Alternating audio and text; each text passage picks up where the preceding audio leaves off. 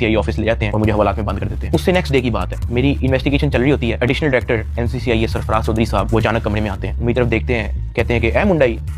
IO कहते हैं हाँ जी। कहते हैं इसको लेके आओ मेरे पास। आईओ हथकड़ी पकड़ता है, मेरे हाथ पे लगाता है और कहता चल। मुझे जब हथकड़ी लगा के एडिशनल डायरेक्टर रूम में लेके जाते हैं तो वहाँ पे 5 ऑफिसर्स बैठे होते हैं। एडिशनल डायरेक्टर सरफराज चौधरी साहब मेरे से पूछते हैं कि तुम कौन से एप्लीकेशन के कंट्री हेड हो। मैंने कहा सर मैं किसी एप्लीकेशन का कोई कंट्री हेड नहीं हूँ। वो अपनी कुर्सी से अचानक उठता है, कहता तेरी माँ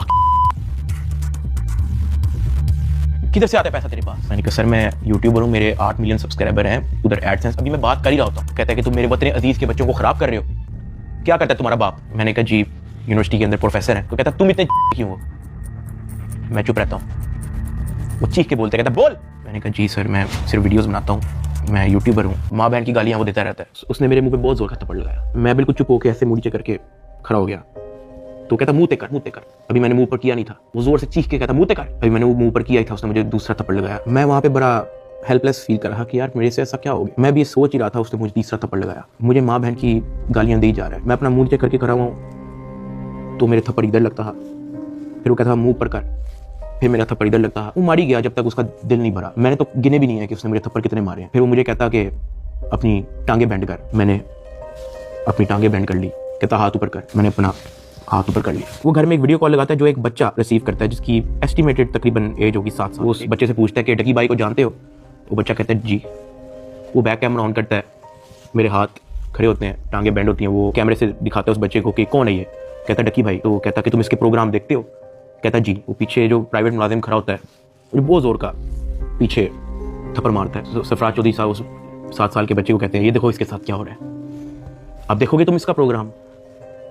कहता नहीं, चलो फटाफट इसको गालियां दो। बच्चा कहता है कि सरफराज चौधरी साहब कहते हैं और का बच्चा।